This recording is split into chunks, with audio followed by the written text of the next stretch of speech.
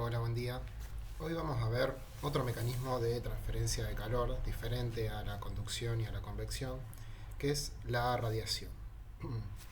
Para poder ver este mecanismo, lo que vamos a hacer al principio es hacer un poco de repaso de los fundamentos físicos de la radiación, qué es, por qué aparece, porque suele suceder que a diferencia de la conducción y la convección, la radiación a veces no es tan intuitiva, ¿sí? Nosotros, como ingenieros mecánicos o como estudiantes de ingeniería mecánica, tal vez estamos un poco más relacionados o más preparados o con un modelo mental más apropiado para la conducción y para la convección, y por experiencia, a medida que hemos dado la materia, hemos visto que la radiación a veces es un poco menos intuitiva o un poco menos familiar para la mayoría. Entonces vamos a tratar de repasar un poco, si bien nosotros vimos algunos fundamentos de radiación o los conocimientos en física 3 y también en ondas, vamos a ver un poquito de nuevo por qué aparece la radiación para poder amigarnos un poco más con este fenómeno, ¿bien? Y tal vez es un poco muy del principio, pero me gustaría que lo tengamos presente. Estos fenómenos surgen porque son fenómenos electromagnéticos, ¿bien? Recordemos que cuando tenemos una partícula cargada, esa partícula cargada, esa carga eléctrica, nosotros la vamos a ver manifestarse en el espacio circundante porque va a generar un campo eléctrico. Nosotros en estas partículas generalmente mostrábamos el campo eléctrico como líneas que salían de la partícula positiva en este caso, porque esta línea servía como referencia de lo que haría una partícula de prueba, una partícula testigo, que generalmente es una partícula positiva que escapa o es repelida por la partícula positiva real, más masiva. Entonces vamos a tener estas líneas que nosotros las estamos utilizando para entender o modelar lo que para nosotros serían las líneas de fuerza o las líneas del campo eléctrico. Cuando las partículas cargadas se mueven, esas líneas de campo eléctrico también se mueven en el espacio. ¿Bien? De hecho, el campo eléctrico justamente son todas estas líneas que están invadiendo el espacio de alguna manera. Lo que tenemos que pensar es que estas líneas que están saliendo de alguna manera de la partícula se van a mover con la partícula, pero cuando la partícula inicia su movimiento, si las líneas estamos analizando lo que está a una determinada distancia, instantáneamente ese campo eléctrico no puede saber, entre comillas, que la partícula cargada se movió. Va a tardar un tiempo en reaccionar.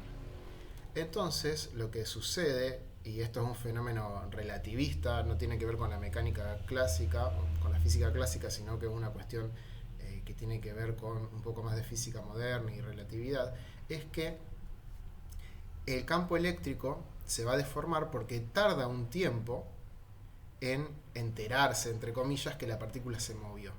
¿Por qué? Porque el campo eléctrico se desplaza en el espacio o invade el espacio a la velocidad de la causalidad o la velocidad de la luz, que es el tiempo que tarda la información también en moverse dentro de este universo que habitamos.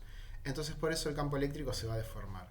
Esa deformación del campo eléctrico, de las partículas con carga eléctrica que se están moviendo, generan una distorsión. Y esa distorsión nosotros la percibimos como un campo magnético. Cuando nosotros vimos en física electricidad y también vimos magnetismo, vimos un poco las leyes del campo magnético, pero muchas veces no se entiende exactamente por qué aparece un campo magnético cuando hay una carga eléctrica que se está desplazando. Una interpretación que nos puede servir como modelo mental para entender por qué aparecen estas fuerzas magnéticas es por esta distorsión del campo eléctrico cuando la partícula se está moviendo. ¿Bien? Porque el campo eléctrico se tiene que tomar un tiempo en atravesar el espacio para transmitir o transportar la información de que la partícula se movió y por lo tanto se deforma. Es como se deformaría la cabellera de alguien expuesta al viento, ¿bien? Va siendo arrastrada de alguna manera por la partícula, pero no reacciona instantáneamente, ¿bien? Entonces esa deformación del campo eléctrico genera un efecto secundario que es el magnetismo. El magnetismo podemos interpretarlo como un problema, un efecto secundario, un efecto colateral de las partículas eléctricas que están en movimiento. Y ese campo eléctrico distorsionado que genera lo que nosotros entendemos macroscópicamente como magnetismo, tiene algunas reglas o leyes que dependen justamente de la carga eléctrica, de las particularidades de esa carga eléctrica, en particular cuál es la carga que tiene y la velocidad a la cual se está desplazando.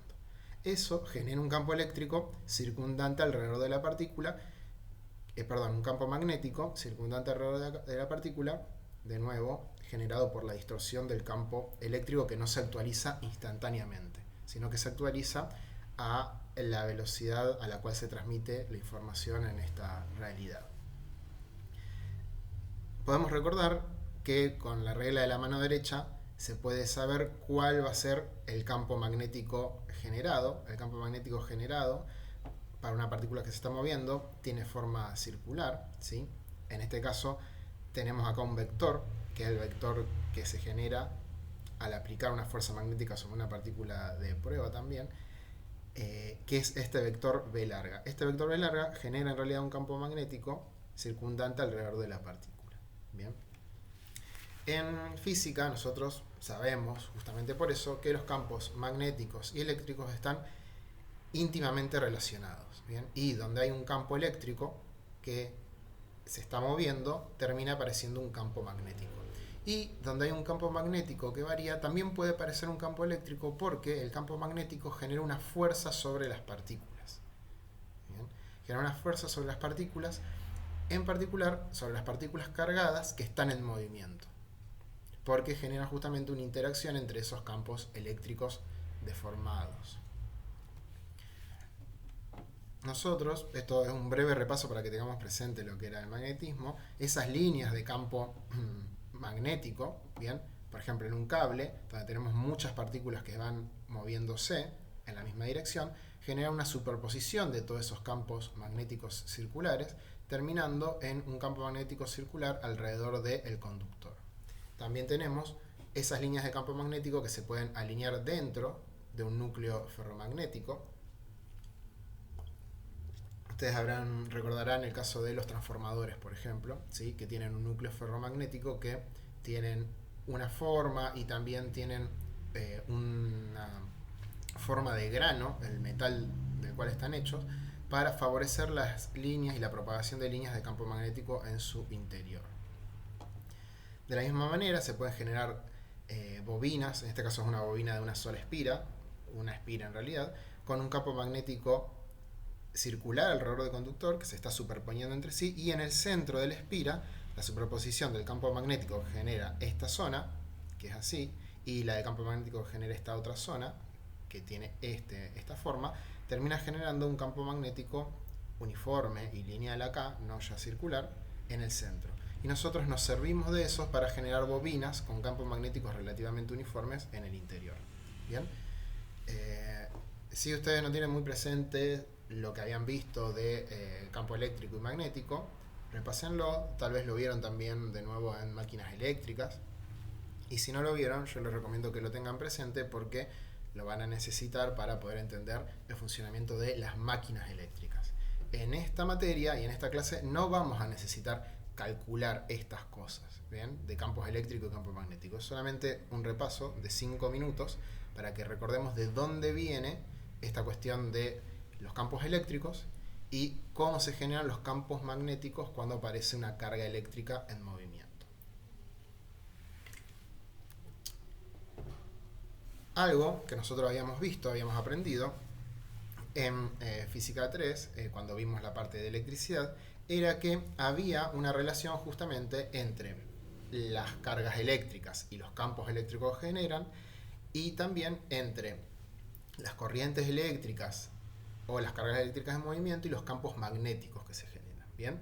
Y eso tenían distintas leyes que se fueron descubriendo a lo largo del tiempo. Particularmente tenemos la participación de Gauss, de Ampère y de Faraday, con las 4 leyes que también se conocen como leyes de Maxwell, porque Maxwell las ordenó y la sistematizó para entender la interrelación justamente entre campos eléctricos y magnéticos. ¿Bien? Por ejemplo, acá tenemos esta primera ley de Gauss que, si ustedes recordarán, hablaba de la carga encerrada dentro de una superficie. Y si nosotros integrábamos las líneas de campo eléctrico que salen de esa superficie, podemos saber cuál es la carga encerrada. Bien, dividido la constante E0, ¿sí?, de permisividad eléctrica. Teníamos dos constantes, epsilon 0 y mu 0, que era la permeabilidad magnética. Bien, estas constantes hablan de cómo el espacio que nos rodea es permeable o se deja atravesar o se deja influir por los campos eléctricos y los campos magnéticos. Fíjense que ya 2 veces hablé de las características del espacio, las características de la realidad, porque los efectos eléctricos y los efectos magnéticos son efectos muy fundamentales. Entonces dependen de las características mismas del espacio, de cómo el espacio deja transmitir información a través de él, la velocidad a la que permite que esa información se transmita, y y cómo permite que los campos eléctricos o magnéticos lo atraviesen de alguna manera. ¿Bien?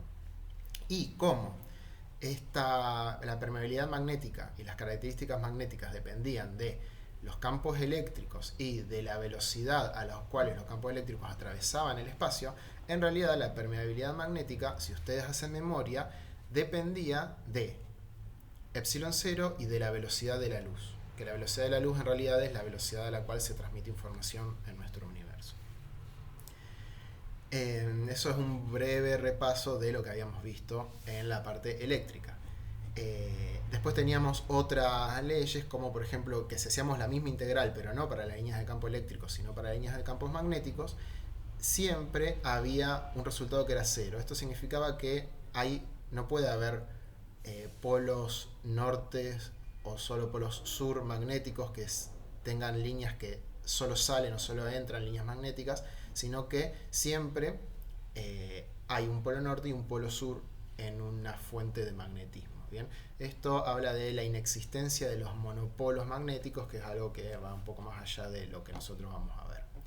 Después teníamos la ley de Ampère, que hablaba de cómo se va a generar un campo magnético. Esta es una integral de línea alrededor de una línea de un conductor. Generalmente nosotros la solíamos aplicar a conductores, por eso acá tenemos una corriente que está circulando adentro de un conductor, pero también se puede aplicar a una partícula que se está moviendo. Por eso acá tenemos la variación de un campo eléctrico, de un flujo eléctrico en realidad, en función del tiempo. ¿Bien? Esto en teoría todos lo vimos, es algo que sabemos, pero siempre hay que repasar cuando uno lo ve, porque particularmente en ingeniería mecánica no lo aplicamos todas las veces. ¿Bien? Y de nuevo les advierto que esto no lo vamos a aplicar ahora, solamente lo estamos repasando para saber de dónde vienen estas cuestiones. Y por último teníamos la ley de Faraday, que hablaba de la integral de línea de un campo eléctrico, ¿sí? Es decir, el campo eléctrico que se genera alrededor de un recorrido, y que va a ser igual a la tasa de cambio del flujo magnético que atraviesa el área, ¿sí?, que está delimitada por esta frontera sobre la cual se integra linealmente el campo eléctrico. Bien, esto hablaba de que un campo magnético variable genera un campo eléctrico.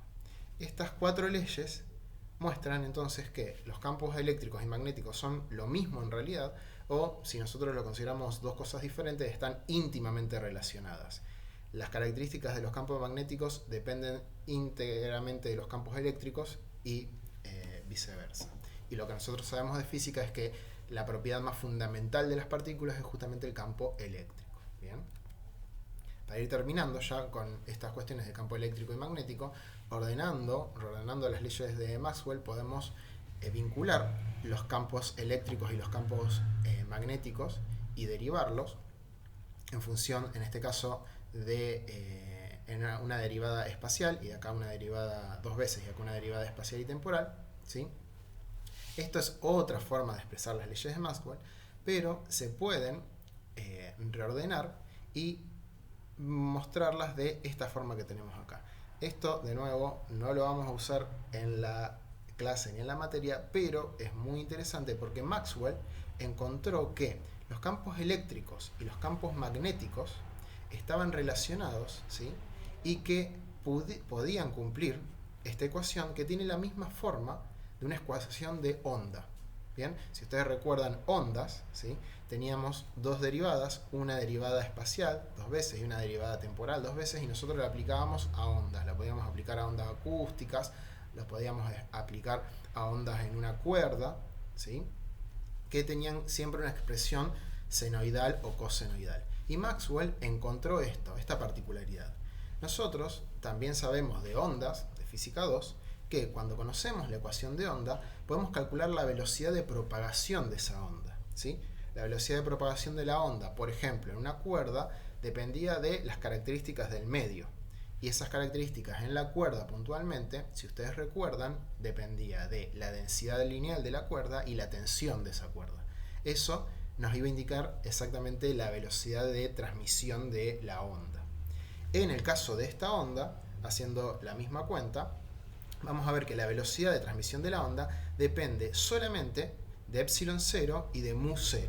Es decir, depende de las características del medio para permitir que un campo eléctrico lo atraviese y para permitir que un campo magnético lo permee. Por eso es epsilon 0 y la permeabilidad magnética. Esta forma de expresar la velocidad, 1 sobre raíz cuadrada de epsilon 0 por mu 0, le dio a Maxwell la idea de que tenía que haber una onda que esté compuesta por un campo eléctrico y un campo magnético acoplados, que uno esté generando al otro, y que de alguna forma tenía que moverse a esa velocidad.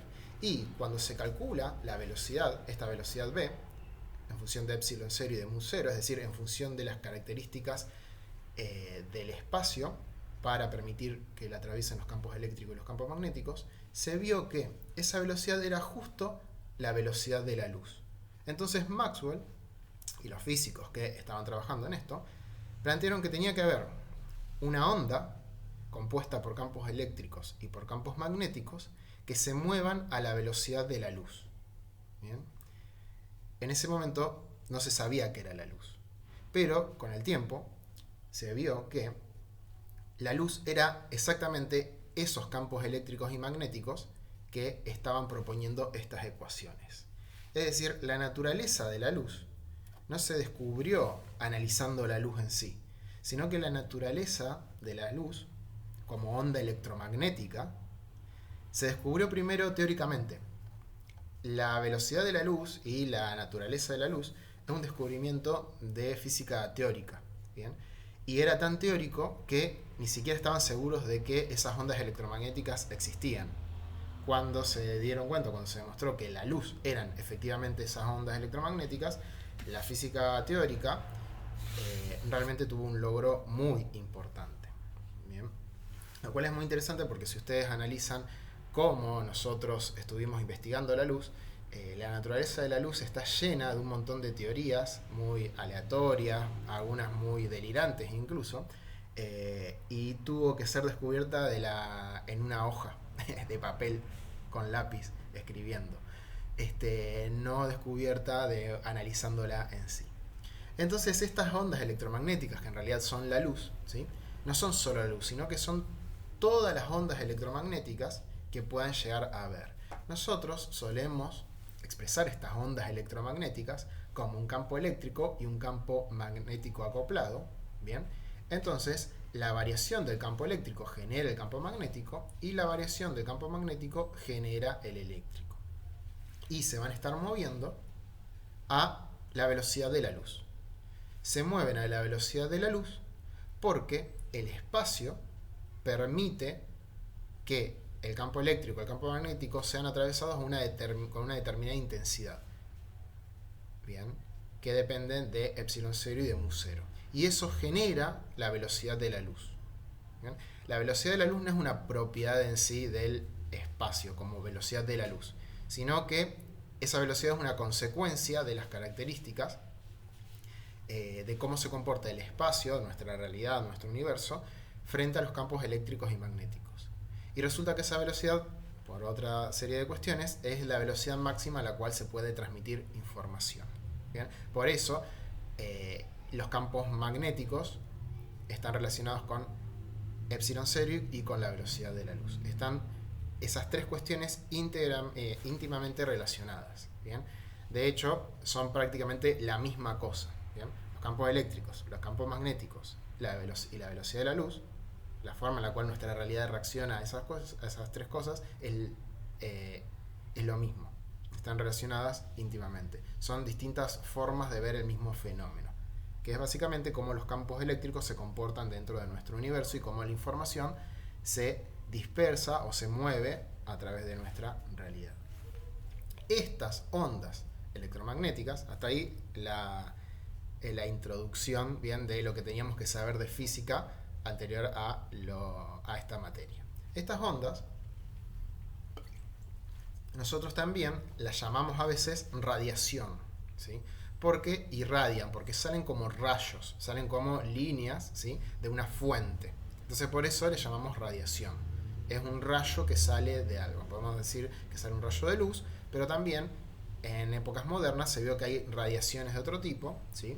Y cuando nosotros solemos hablar de radiación, muchas veces, coloquialmente y en la vida cotidiana, se interpreta que cuando uno habla de radiación, habla de alguna radiación de origen nuclear, por ejemplo. Pero nosotros, cuando hablamos de radiación, vamos a estar hablando de cualquier onda electromagnética.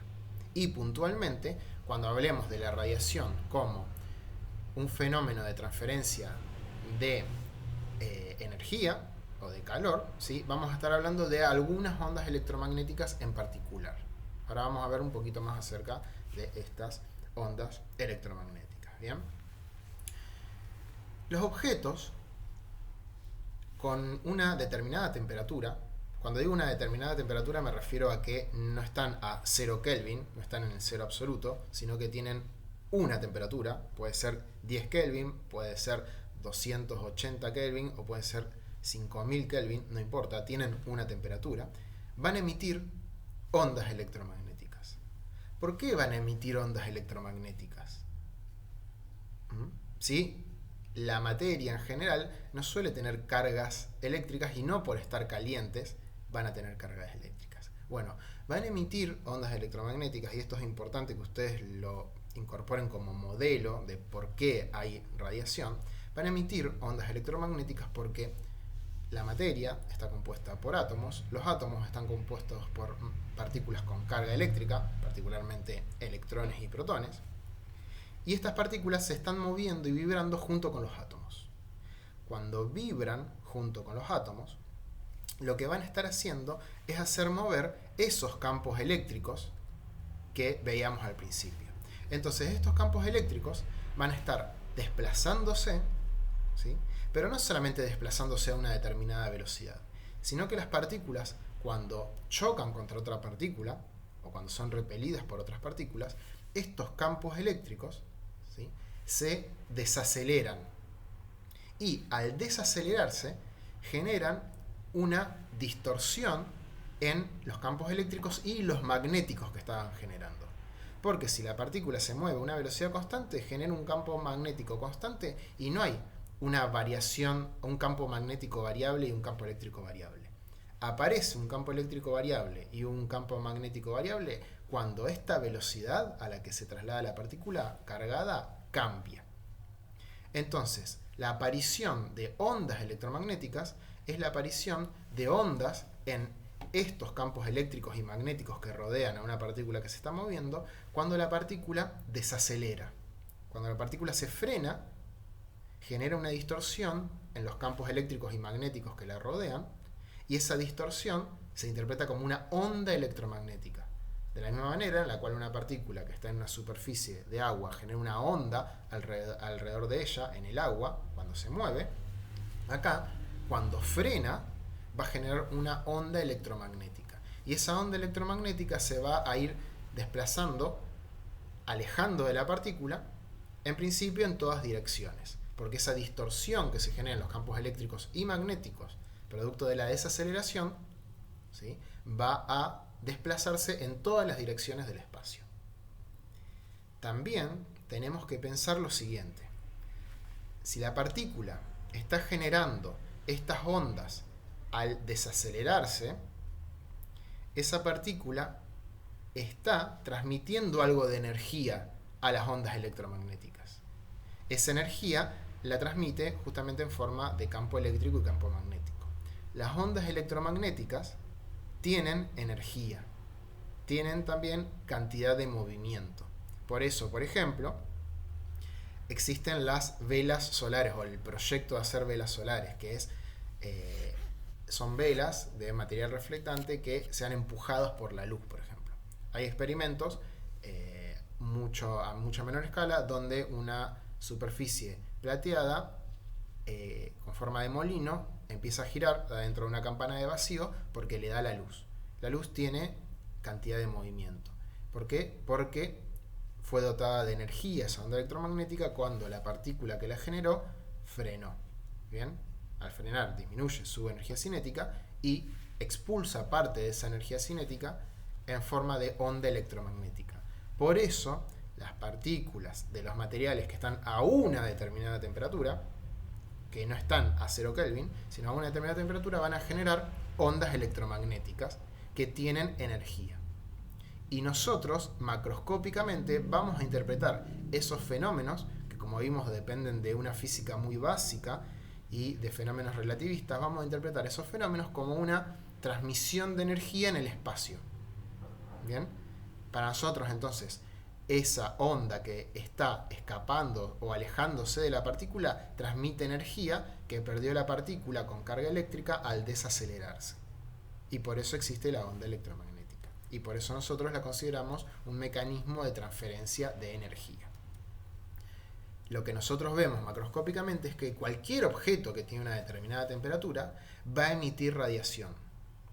De hecho, no es el objeto el que emite radiación, sino es cada partícula cargada del objeto, cada partícula con carga eléctrica que pertenece al objeto, que está vibrando o que se está trasladando, al dejar de moverse a la velocidad a la que se está moviendo y desacelerarse, genera una onda electromagnética que la rodea. Y la superposición de todas esas ondas electromagnéticas, de todas las partículas del objeto, genera lo que nosotros macroscópicamente vemos como radiación que emite el objeto.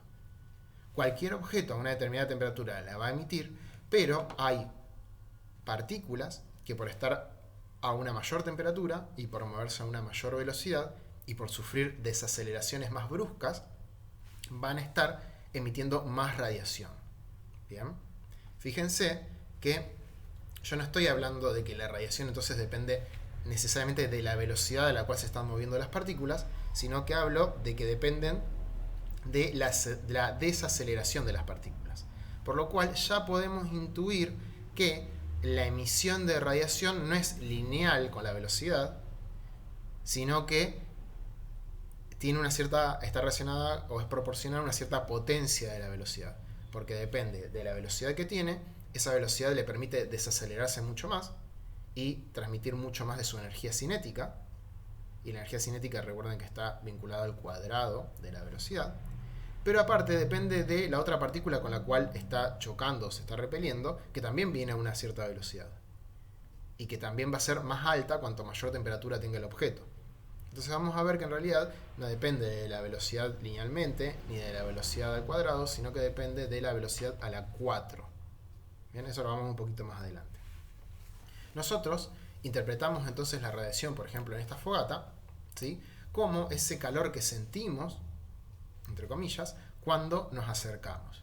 Si nosotros pusiéramos la mano arriba de la fogata, diríamos, no, estamos sintiendo calor producto de el aire caliente, el gas caliente, o de la convección que llega a nosotros. Pero cuando estamos a un costado, nosotros también sentimos claramente la radiación de frente y muchas veces sentimos frío en la espalda. ¿Por qué? Porque lo que nos está llegando no depende del flujo de masa de aire caliente que se está elevando, sino que es la radiación que es emitida, las ondas electromagnéticas que son emitidas por las partículas que integran el plasma, que nosotros interpretamos como fuego, que están chocando muy violentamente entre sí y que emiten muchas ondas electromagnéticas que nosotros percibimos, que a nosotros nos impactan en la piel, que elevan la temperatura de nuestra piel y nosotros interpretamos como calor. No percibimos la onda electromagnética en sí, sino que percibimos cómo nuestra piel se calienta al ser irradiada por esa onda electromagnética. Bien. Todo esto es para empezar a tener un acercamiento más intuitivo hacia la radiación, para empezar a incorporar, ¿sí?, el mecanismo de radiación, porque somos conscientes de que los mecanismos de radiación son un poco, de nuevo, menos intuitivos que los mecanismos de conducción, por ejemplo, que son partículas que vibran entre sí y transmiten ese movimiento, esa vibración a las partículas circundantes. O los de convección, que nosotros entendemos claramente que depende del flujo de masas que tienen distintas densidades. Acá es menos mecánico, por decirlo de alguna manera, y por eso tenemos que hacer un esfuerzo al principio para incorporar el mecanismo de radiación a nuestros otros mecanismos de transferencia de calor.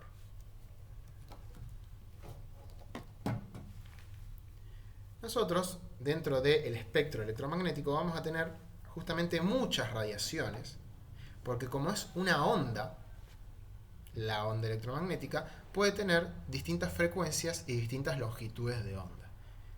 Nosotros, a la luz visible, la interpretamos o la podemos sentir cuando las ondas electromagnéticas tienen longitudes de onda que van entre 0,4 micrómetros y 0,7 micrómetros. Nosotros tenemos receptores de ondas electromagnéticas solo para esas longitudes de onda. Solo podemos ver las longitudes de onda que están en ese rango de longitudes justamente. Y las interpretamos como colores. Bien. Pero hay ondas electromagnéticas con mucha mayor longitud de onda, como las microondas o las ondas de radio, y ondas electromagnéticas con mucha menor longitud de onda, como los rayos X o los rayos gamma, o los rayos cósmicos, que a veces se lo plantean como una onda electromagnética diferente y a veces simplemente se lo plantean como radiación gamma de muy alta energía. En particular, todo esto que nosotros estuvimos hablando de la emisión electromagnética de las partículas cuando se desaceleran por la misma vibración que tienen o por la misma velocidad que tienen producto de la temperatura de un cuerpo, toda esa radiación electromagnética nosotros la vamos a llamar radiación térmica. ¿Bien?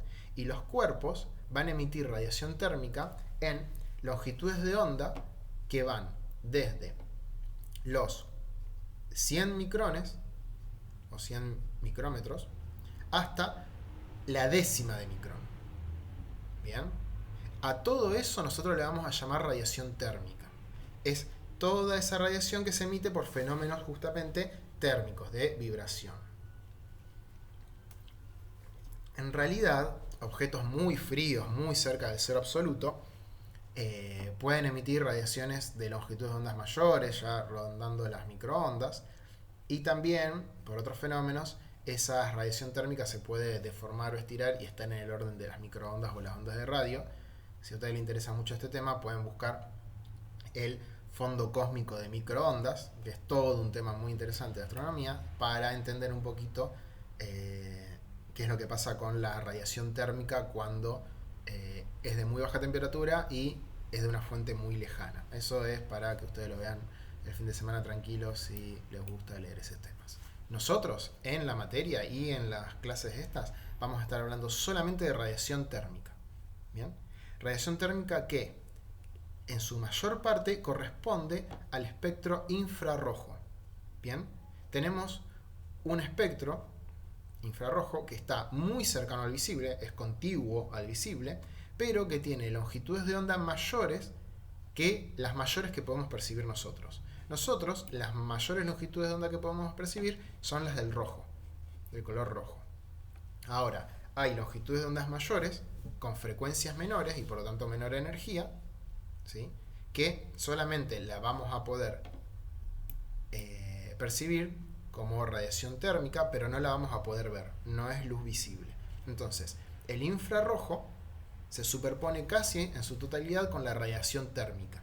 ¿Bien? Muchas veces se dice que la radiación térmica o los mecanismos de transferencia de calor por radiación corresponden a radiación infrarroja. No. Corresponde a radiación infrarroja, pero también puede corresponder a luz visible o una parte del espectro ultravioleta. Porque los objetos que están muy calientes emiten en el infrarrojo cercano. Generalmente el infrarrojo se divide entre el infrarrojo cercano, que es muy parecido al visible, y que algunos animales, por ejemplo, lo perciban, el infrarrojo y el infrarrojo lejano. La radiación térmica de objetos muy calientes emite en infrarrojo, pero también puede emitir en el espectro visible y puede llegar a emitir incluso en el ultravioleta. La radiación ultravioleta se puede generar por fenómenos térmicos en la vida cotidiana, ¿sí? Vamos a hablar después de algunos ejemplos más. Hay que tener en cuenta que esa onda electromagnética, que tiene por ser una onda una determinada frecuencia, que generalmente se expresa con esta letra B, o una determinada longitud de onda, que nosotros siempre la expresamos con la letra lambda, va, por tener una frecuencia o una longitud de onda, va a tener una determinada energía que está transportando. ¿Bien? Y esa determinada energía que transporta la podemos calcular en función de las características de la longitud de onda, la frecuencia de esa radiación.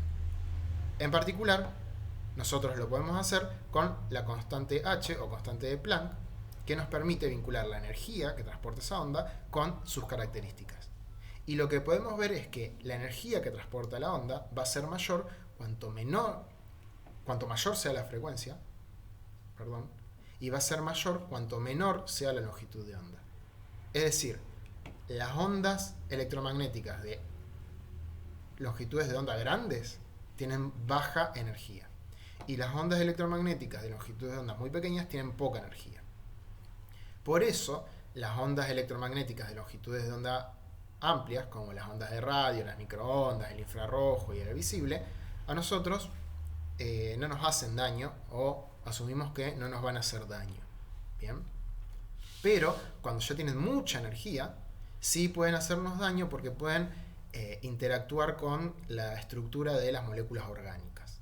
En particular, pueden arrancarle electrones a las moléculas orgánicas porque tienen suficiente energía como para poder hacer que un átomo pierda un electrón. Tienen una alta energía que se llama energía de ionización, y entonces las radiaciones por encima del ultravioleta se las llama radiaciones ionizantes, porque pueden arrancar electrones de los átomos o arrancar electrones de las moléculas y de los enlaces entre los átomos. Y las radiaciones por debajo del visible se las llama radiaciones no ionizantes. ¿Bien? Por eso se las considera seguras dentro de todo. Las ondas de TV y de radio las usamos durante cientos de años, o décadas, poco más de 100 años, y las microondas las estamos usando habitualmente ahora en la edad moderna. El Bluetooth, el Wi-Fi, son microondas. ¿Bien? Y también cocinamos, con microondas. Y aparentemente no nos hacen demasiado daño. De todas maneras, no se sabe a partir de cierta intensidad si nos pueden dañar. Por lo tanto, hay un criterio de precaución y una cantidad máxima de energía transmitida por ondas de radio o microondas que se permite emitir a los distintos dispositivos. Nosotros vamos a estar trabajando, repito, con la radiación térmica, que casi siempre va a ser en infrarrojo, pero puede haber radiación térmica que aparezca dentro del visible y radiación térmica que aparezca dentro del ultravioleta. Es decir, radiación térmica no es sinónimo de infrarrojo, ¿bien? Pero el infrarrojo casi siempre es generado por una fuente con una cierta temperatura. Eso para ordenarnos. Y después tenemos también que entender que esto de lo que estábamos hablando, que era una emisión de ondas electromagnéticas producto de todas las partículas de un sólido, va a hacer que en realidad la radiación térmica, que a veces va a ser infrarroja, muchas veces va a ser infrarroja, aparezca dentro de todo el sólido. Todas las partículas van a estar emitiendo. Pero nosotros solo vamos a poder percibir, y solo va a tener efecto en el exterior, las partículas superficiales del sólido que emiten. Porque la emisión electromagnética en el interior generalmente es absorbida por el mismo sólido. Después vamos a hablar un poco de cómo es este fenómeno para absorber, reflejar o transmitir.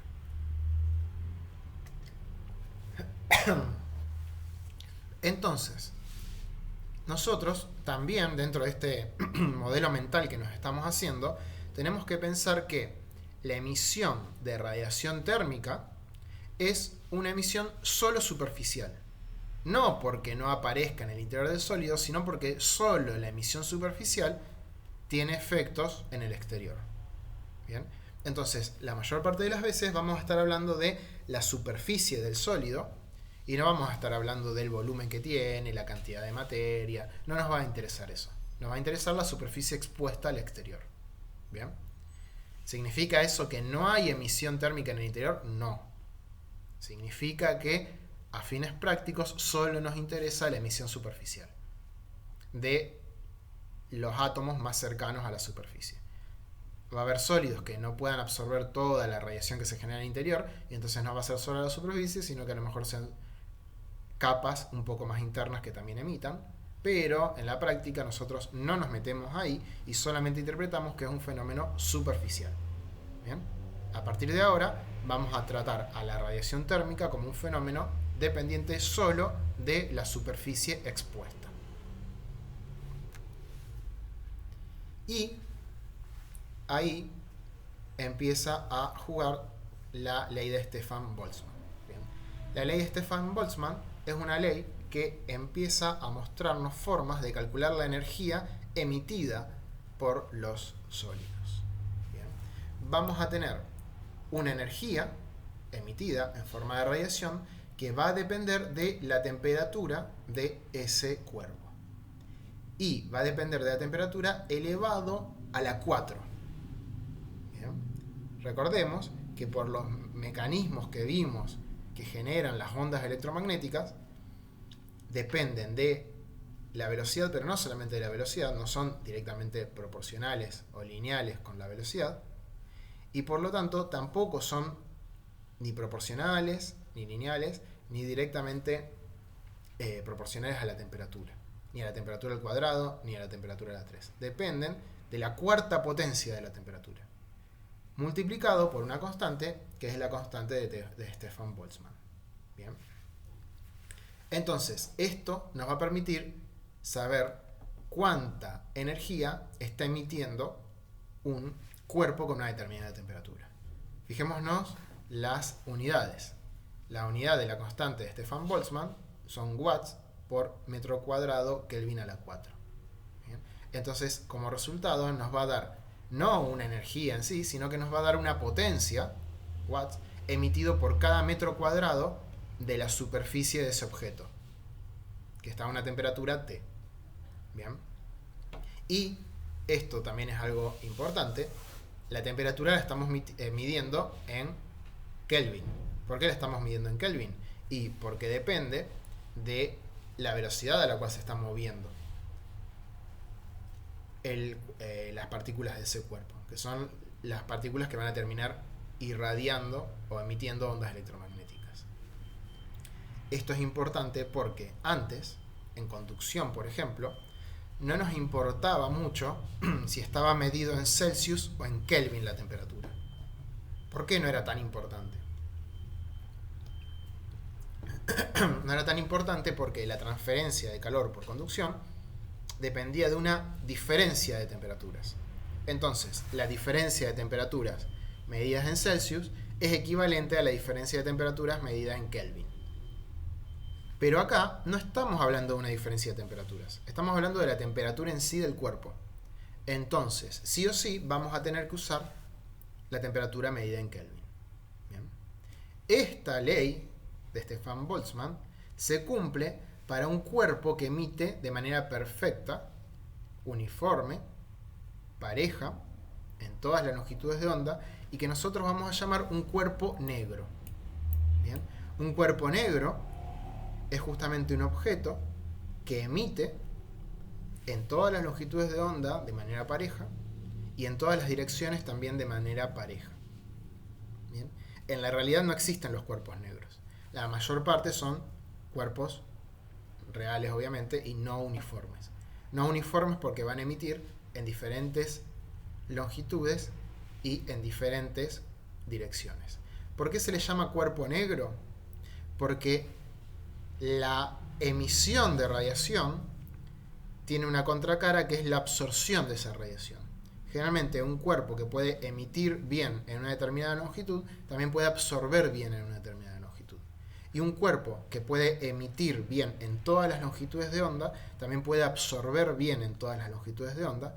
Y al absorber bien todas las longitudes de onda, nosotros lo vemos como un objeto negro, que absorbe toda la luz y no refleja ninguna. Y por eso se le llama cuerpo negro.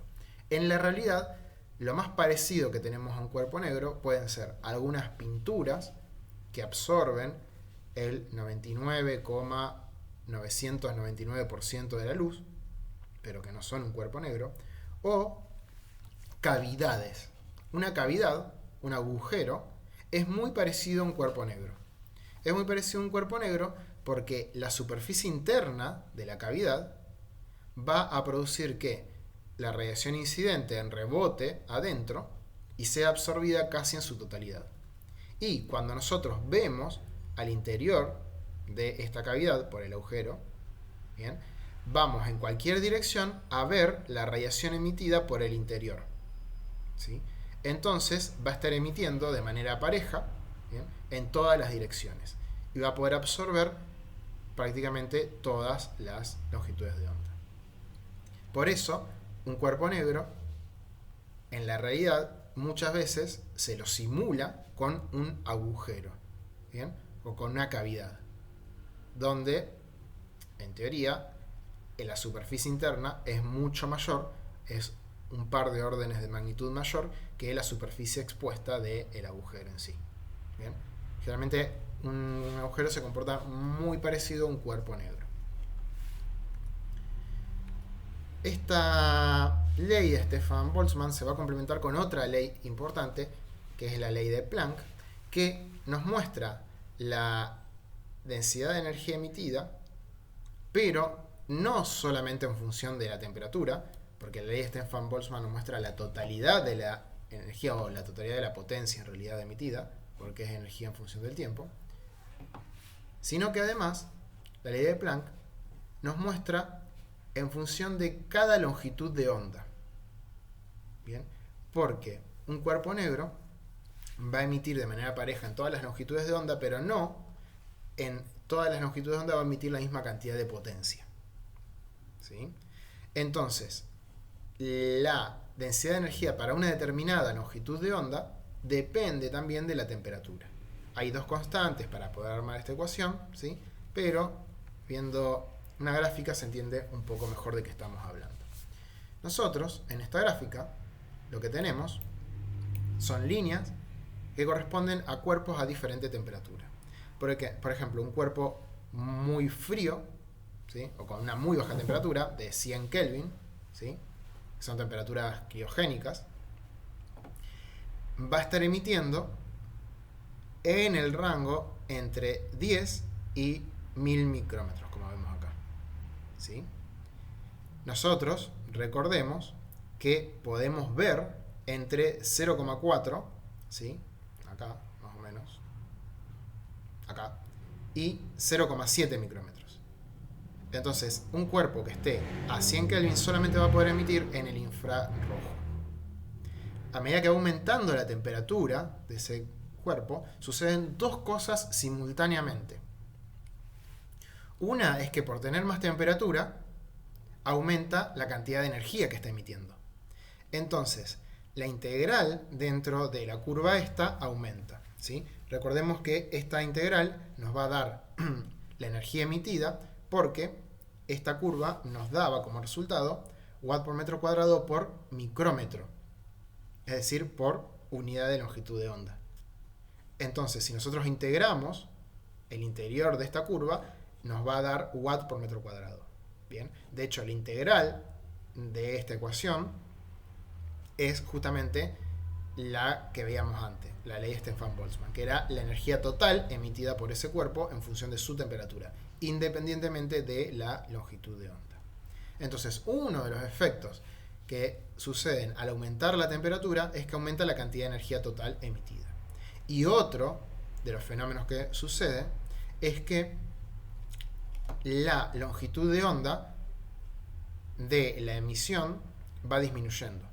Es decir, aumenta la frecuencia, o sea que también aumenta la energía que transporta cada una de esas radiaciones electromagnéticas de manera individual. Fíjense que acá son dos conceptos diferentes.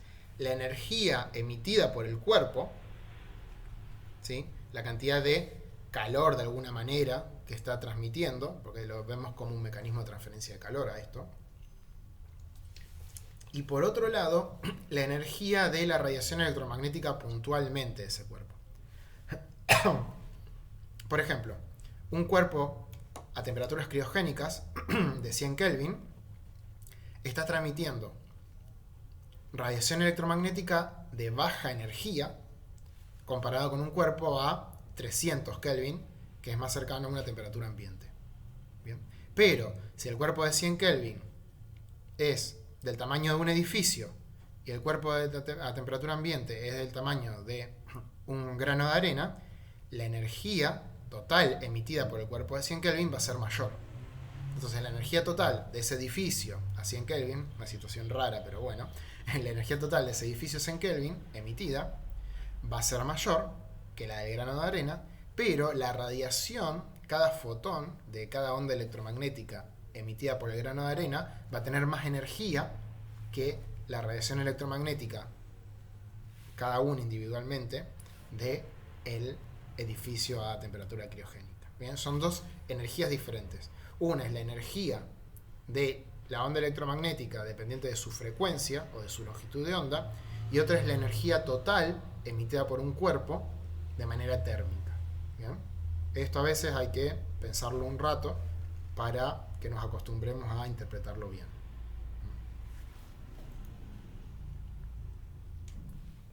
Una vez que nosotros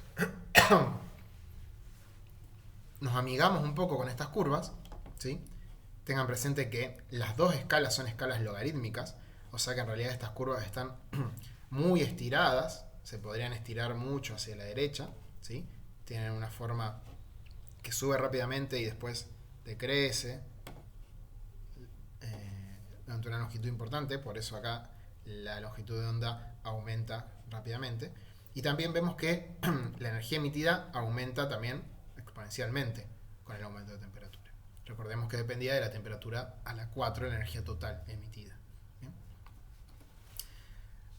El pico de emisión, es decir, la longitud de onda a la cual hay mayor emisión, va aumentando también a medida que aumenta la temperatura. Ese punto de mayor emisión está definido, ¿sí?, por la ley de desplazamiento de Bain. La ley de desplazamiento de Bien, es una ley que vincula la temperatura del cuerpo con la longitud de onda donde hay mayor cantidad de energía emitida. ¿Bien? Entonces, si nosotros tenemos, por ejemplo, un cuerpo que está a 100 Kelvin, ¿bien?, a 100 Kelvin, la longitud de onda, bien, que vamos a tener con máxima participación, ¿sí?, se va a obtener multiplicando justamente esta cantidad de micrómetros por la temperatura del cuerpo. Como nosotros tenemos que la longitud de onda por la temperatura es igual a esta constante, ¿sí?, cuando, por ejemplo, para la longitud de onda 1, que vemos acá, para la longitud de onda de 1 micrómetro, vamos a necesitar un cuerpo que esté justamente a la temperatura de 2897 Kelvin, ¿sí? Entonces, vamos a tener una longitud de onda multiplicada por una temperatura igual a esta constante, ¿sí?, o podemos simplemente dividir. Por ejemplo, en el caso del Sol, que tenemos una temperatura de 5800 Kelvin, una temperatura superficial de 5800 Kelvin, cuando hacemos esta cuenta, nos da aproximadamente 0,55 micrómetros. ¿Bien? Que es el centro, o casi el centro, de lo que nosotros consideramos el espectro visible. Ese centro, ¿sí?, nosotros lo percibimos como el color verde, ¿sí? El color verde es el color en el cual emite mayoritariamente el Sol. Y es el centro de nuestro espectro de luz visible. Y nosotros somos mucho más sensibles a los colores verdes que al rojo o al violeta. ¿Sí? Por lo tanto, y acá se desprende que nosotros vemos en este color simplemente por la temperatura de la superficie del Sol. Bien, lo que nosotros llamamos luz visible depende de la temperatura que casualmente tiene nuestro Sol. Si nosotros viviéramos en un planeta orbitando una estrella de mayor temperatura, probablemente llamaríamos luz visible algo que caería dentro del rango ultravioleta. Y si nosotros orbitáramos una estrella de menor temperatura, probablemente llamaríamos luz visible algo que caería dentro del rango infrarrojo. ¿Bien? Nosotros simplemente nos adaptamos a la temperatura de nuestro Sol. Y por eso llamamos luz visible a esto, que está entre 0,7 y 0,4 micrómetros. Bien. Nosotros, recordemos, vamos a estar llamando radiación térmica no solamente a la luz visible, que fíjense que es muy pequeño el rango, ni no solamente a la radiación infrarroja, sino que vamos a llamar radiación térmica a todas las radiaciones que son emitidas por cuerpos a una determinada temperatura, que van a oscilar, de nuevo, entre infrarrojo mayormente, pero también va a haber casos de luz visible y luz ultravioleta. Bien. Fíjense que acá yo hablé de la temperatura de la superficie del Sol, porque justamente es un fenómeno superficial. ¿El Sol está a 5800 Kelvin? No, la temperatura de la superficie del Sol está a 5800 Kelvin. El Sol, en realidad, en general, está a millones de Kelvin. El núcleo solar está a decenas de millones de Kelvin. Pero nosotros no vemos esa radiación porque es absorbida internamente. Nosotros solamente vemos la radiación que emiten los primeros kilómetros de profundidad del Sol. ¿Sí? Cuando nosotros vemos el Sol, en realidad no lo podemos ver porque nos hace mal a los ojos, pero cuando nosotros con filtros tratamos de ver el Sol, vemos hasta 200 kilómetros adentro de la superficie del Sol, y esa superficie, que está en contacto con el vacío del espacio y por lo tanto está relativamente fría comparada con el núcleo solar, esa superficie está a 5800 Kelvin. ¿Bien? Y es lo que nosotros llamamos justamente radiación visible. La suma de esas emisiones nosotros la vemos como color blanco, ¿sí? La suma de todas las longitudes de onda con la proporción en la cual la emite el Sol. Acá parece que no hay mucha diferencia entre lo que emite en verde y lo que emite en rojo o lo que emite en azul, pero recordemos que la escala vertical también es logarítmica. O sea que sí hay bastante diferencia entre la concentración de rojos, verdes y azules. Y la sumatoria da lo que nosotros llamamos color blanco, ¿sí? Por eso el color del Sol en realidad es blanco. Y si decimos cuál es el color principal o mayoritario, en realidad es el verde, ¿sí? Nosotros, para percibir el color del Sol, lo deberíamos ver al mediodía, y al mediodía vemos que la luz solar es claramente una luz blanca, ¿sí? Esa idea de que el Sol es amarillo, rojo o anaranjado es una idea de verlo en el atardecer o en el amanecer, donde hay todo un montón de interferencias de partículas en la atmósfera, pero en la realidad el Sol es blanco.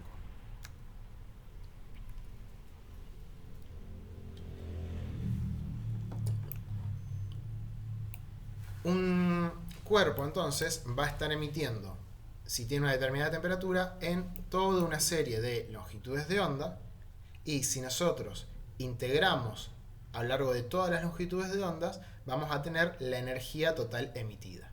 Bien, siempre presten la atención a las gráficas.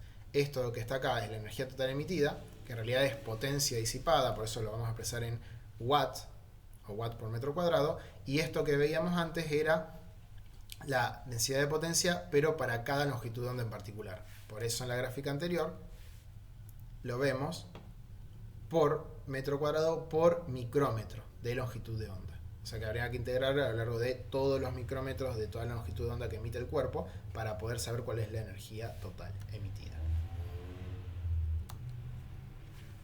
Ahora, ese cuerpo negro del cual nosotros hablábamos no existe, ya dijimos que no existe, no hay cuerpos negros perfectos, sino que los distintos objetos absorben o emiten en algunas longitudes de ondas preferencialmente. Y por eso hay fenómenos de absorción y emisión.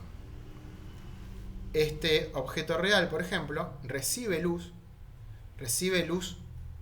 blanca en principio, por eso nos muestra que recibe de todos los colores. Nosotros la sumatoria de toda esa longitud de onda la percibimos de nuevo como blanco. Va a absorber algunas de esas longitudes de onda, el amarillo, el verde, el azul, pero va a reflejar otro tanto, en particular el rojo en este caso. ¿Bien? ¿Qué absorbe y qué refleja un objeto? Tiene mucho que ver con la estructura electrónica de las moléculas que lo componen o de las redes cristalinas que lo componen. Porque la luz es reflejada o absorbida por la interacción de los fotones de esas ondas electromagnéticas con los electrones de la materia que va a impactar. Y los electrones pueden absorber energía y después volver a emitirla fácilmente, pero a veces absorben energía y la disipan internamente en las moléculas o en las redes cristalinas y las hacen vibrar. ¿Sí? Entonces, esa energía que pueden ser absorbidas y hay fenómenos de resonancia electrónica, de enlaces que van cambiando. No nos vamos a meter con eso ahora, pero sí tenemos que saber que la radiación electromagnética puede excitar un electrón y hacer que ese electrón, cuando se desexcite, la vuelva a reemitir, ¿sí? O también puede excitar un electrón y ese electrón disipar esa energía internamente dentro de la molécula o dentro de la red cristalina, convirtiéndola de nuevo en calor, en el calor que nosotros interpretamos generalmente en mecánica, que es el movimiento molecular. ¿Bien? Entonces tenemos que tener presente que estos fenómenos, cuando lo analizamos en la realidad, son fenómenos que van a tener fenómenos también de absorción y de reflexión, ¿sí? Y también de transmisión, si no es ni absorbida ni reflejada, sino que deja que la onda lo atraviese. Estos cuerpos reales, ¿sí? Entonces, en lugar de emitir en la totalidad que veíamos que emitía según la ley de Stefan Boltzmann, van a emitir un poco menos que el objeto negro ideal. ¿Sí? Entonces ese cuerpo negro ideal nos marca lo máximo que un objeto a una determinada temperatura puede emitir y lo máximo que un objeto puede absorber, pero los objetos reales emiten un poco menos que el máximo, un poco menos que el cuerpo negro ideal. Entonces, esa relación entre lo máximo que se puede emitir y lo que emite en la realidad, nosotros la vamos a expresar como emisividad, que es muy importante dentro de los análisis y los ejercicios que vamos a hacer. La emisividad. La emisividad, entonces, es la fracción de energía que emite un cuerpo comparada con un cuerpo negro ideal. Bien. Ahora, esa fracción puede deberse a dos cuestiones diferentes. Puede que nuestro objeto no emita en todas las longitudes de onda, de manera pareja e igual, sino que emita mejor o peor en algunas longitudes de onda, en realidad siempre peor que el cuerpo negro ideal. Entonces vamos a tener una distribución o una emisividad espectral. ¿Qué significa que sea espectral? Que dependiendo del punto del espectro electromagnético en el cual lo estemos analizando, va a emitir mejor o peor. Va a tener mayor o menor emisividad. ¿Sí? La máxima emisividad que puede llegar a tener va a ser la del cuerpo negro ideal, pero generalmente va a ser peor y a veces mucho peor. ¿Bien?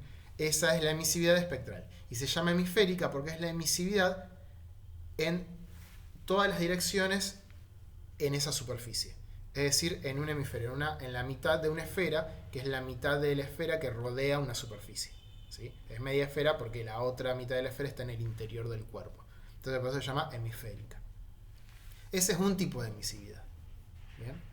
O podemos tener una emisividad que, aparte de depender de la longitud de onda, también sea direccional.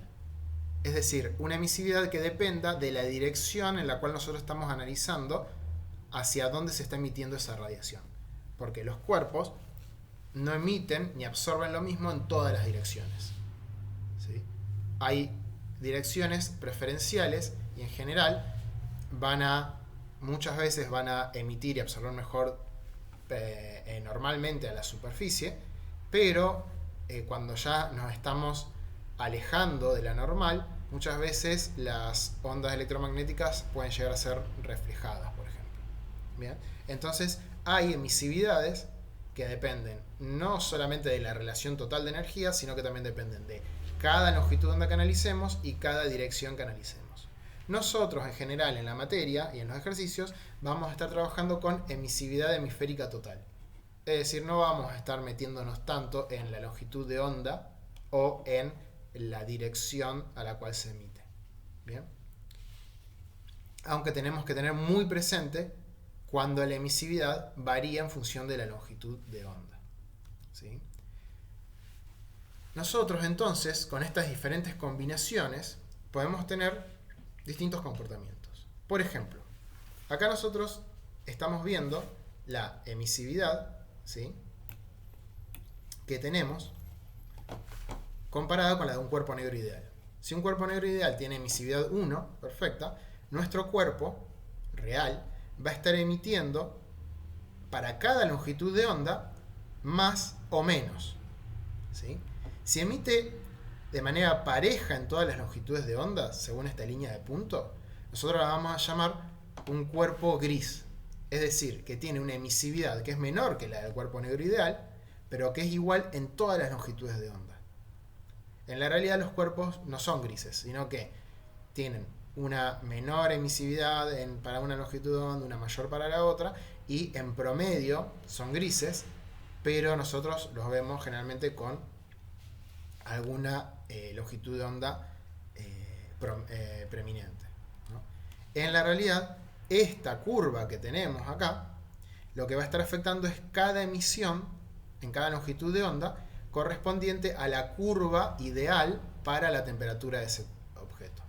Entonces nosotros vamos a tener una curva ideal para un cuerpo negro, una curva que va a tener la misma forma, pero va a ser menor, va a estar multiplicada por una fracción para un cuerpo gris, y en la realidad nuestro cuerpo va a estar emitiendo un poquito más o un poquito menos que el gris para distintas longitudes de onda. ¿Bien? Entonces, las curvas de distribución espectral en la realidad no son estas curvas tan lindas que nos tira la ley de Planck, sino que en realidad van a tener una forma más irregular, que generalmente va a acercarse a una curva parecida a la del cuerpo negro, pero que en realidad van a ser irregulares. Y esto es solo analizando la longitud de onda. También va a tener una emisión que va a ser diferente en cada una de las direcciones. ¿Bien? Y eso va a afectar la forma en la cual se transmite el calor y la forma en la cual nosotros percibimos la radiación emitida. Distintos objetos van a tener mayores o menores emisividades. Por ejemplo,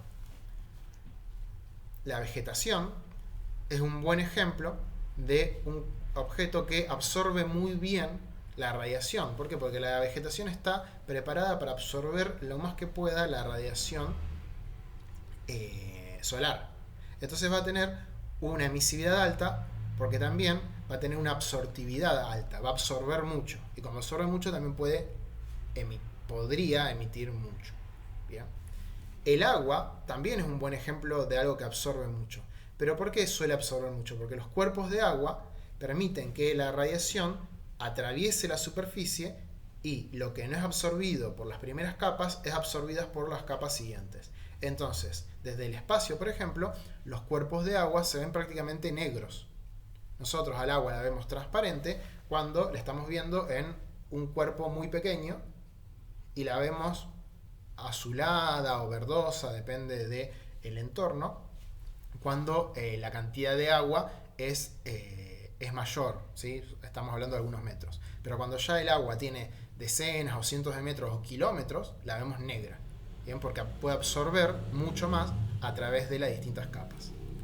En el otro extremo están los metales pulidos o los espejos, ¿bien? Los espejos no absorben nada, reflejan todo. Y como reflejan todo, también van a emitir muy poco, ¿bien? Tienen baja absorción y por lo tanto baja emisividad. Tenemos que acostumbrarnos a que para nosotros lo que absorbe un cuerpo es prácticamente un sinónimo de lo que también puede emitir un cuerpo. Por eso, cuando ustedes ven el interior de un termo para agua caliente, van a ver que el interior es plateado, pulido, ya sea porque es una ampolla de doble vidrio que está recubierta con una superficie metálica plateada, o es un termo de acero inoxidable que está pulido, también plateado. ¿Por qué? Porque tienen muy baja emisividad. Los termos están al vacío para disminuir la pérdida de calor por convección del aire, pero también están pulidos o son espejados o brillantes para disminuir la pérdida de calor por radiación térmica. Bien. Generalmente los metales se comportan como espejos tanto para la luz visible, por eso son un espejo, como para la radiación infrarroja. O sea, son espejos en un espectro amplio, ¿sí?, del espectro electromagnético.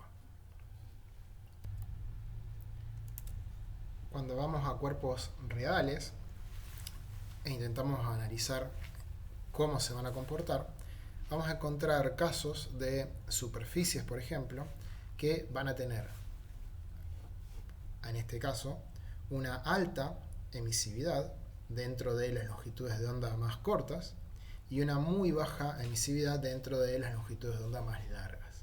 ¿Bien? O casos donde van a reflejar una cantidad muy baja en las longitudes de ondas cortas y una cantidad muy alta dentro de las longitudes de ondas largas. ¿Bien? Estas superficies que tienen comportamientos diferentes entre las longitudes de onda se van a llamar superficies selectivas. Por ejemplo, en este caso, como va a absorber mucho y por lo tanto también emitir mucho en la longitud de onda corta, esta superficie, para la luz visible y la radiación infrarroja del infrarrojo cercano, es decir, cercano al visible, va a estar absorbiendo mucho, se va a ver negra. Pero para la emisión de onda larga va a emitir poco y también va a absorber poco. ¿Para qué puede llegar a servir esto? Esta diferencia de este cuerpo, que claramente no es un cuerpo gris, sino que tiene un comportamiento, como dijimos, diferente en función de la longitud de onda, va a servir muy bien, por ejemplo, para absorber la radiación solar, calentar agua o un material y luego emitir poco para la temperatura ambiente o la temperatura a la que esté el objeto calentado. ¿Por qué? Porque el Sol va a estar emitiendo en longitudes de onda correspondientes a la luz visible o el infrarrojo cercano, pero ese cuerpo, que tiene una temperatura mucho menor que la del Sol, claramente, va a estar emitiendo en longitudes de onda que van a ser, o van a corresponder al infrarrojo lejano. Bien, vamos a ver un poquito más sobre esto cuando sigamos analizando el comportamiento de los materiales en cuanto a la energía que no solamente absorben o reflejan, sino también a la que pueden transmitir. ¿Bien?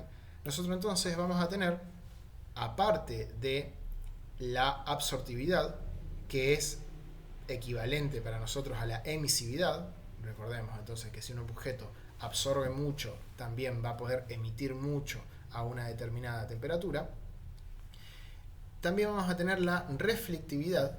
Esta reflectividad tiene que ver con la radiación reflejada. La vamos a expresar como ρ, que va a ser la razón entre la radiación reflejada y la radiación incidente. ¿Bien? Y por otro lado, la transmisividad, que va a ser tau, la razón entre la radiación que transmite por la transparencia que tiene el material, comparado con la radiación total incidente G. Entonces vamos a tener tres parámetros: alfa, ρ y tau. Y una de las cosas que vamos a poder deducir es que la suma de la reflejada, la absorbida y la transmitida siempre tiene que ser igual a la radiación incidente. Entonces la radiación incidente dentro de un material, en este caso es semitransparente, porque refleja, absorbe, pero también permite que sea atravesado. Por ejemplo, podría ser un acrílico coloreado. La suma va a ser siempre igual a la radiación incidente. Y como la suma siempre es igual, la suma de alfa más ρ más tau en un material siempre va a dar 1. Bien. porque es la totalidad de lo que pasa con la radiación incidente. Para el cuerpo negro, que absorbía todo, y por eso era un muy buen emisor, Rho y tau son 0, y la fracción absorbida va a ser la totalidad. Entonces alfa va a ser 1. En una superficie opaca que no va a poder transmitir la luz incidente, el tau va a ser 0 y por lo tanto Rho más alfa va a ser 1. Y para gases que se considera que el gas no puede reflejar la radiación, o que prácticamente no puede reflejar la radiación, vamos a tener un Rho igual a 0 y toda la radiación incidente va a ser o absorbida o transmitida por ese gas. ¿Bien? Y también vamos a tener que la reflectividad es dependiente del ángulo de incidencia. De la misma manera en la que la absortividad y la emisividad dependían del ángulo, acá la reflectividad también. Entonces vamos a tener cuerpos que van a reflejar mucho mejor cerca de la normal, o cuerpos que van a reflejar para rayos incidentes más cerca de la superficie y más alejado de la normal.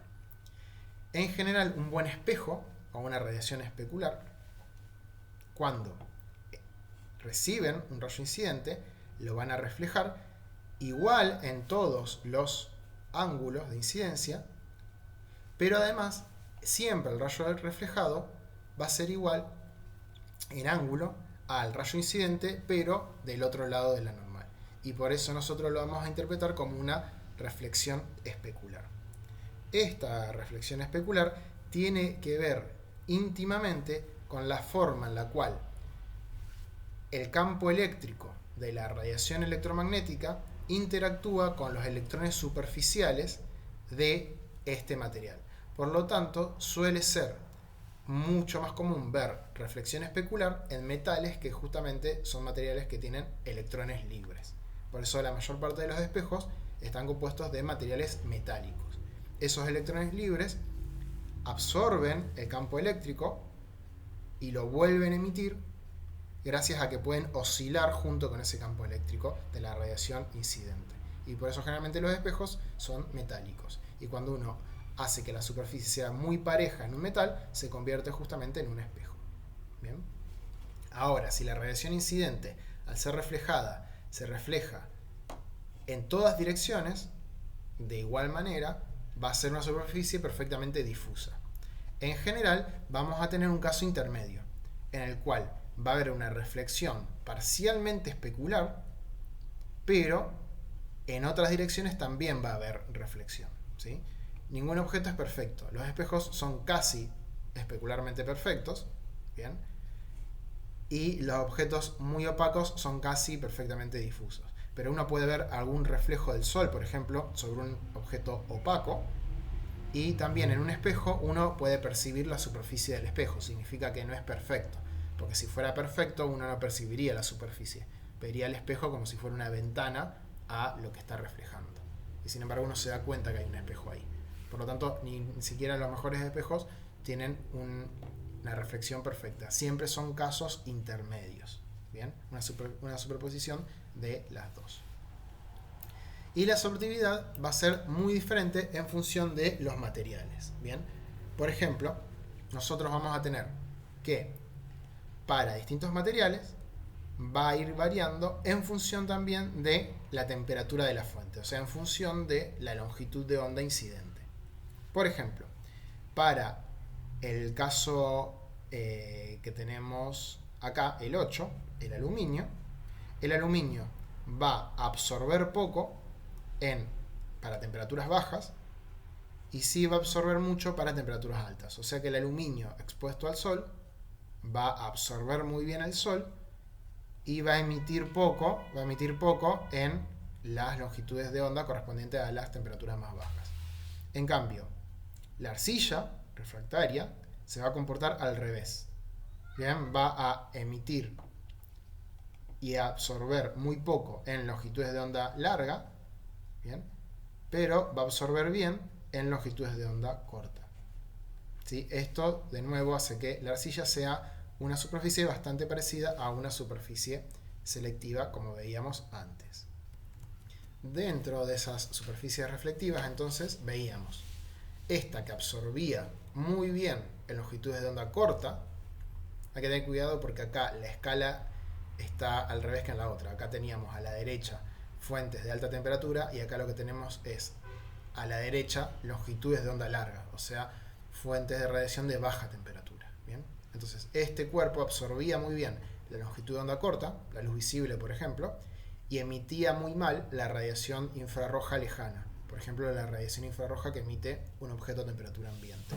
Y este cuerpo que refleja, ¿sí?, va a reflejar muy poco de la luz visible y va a reflejar la mayor parte de la radiación de onda larga. ¿Bien?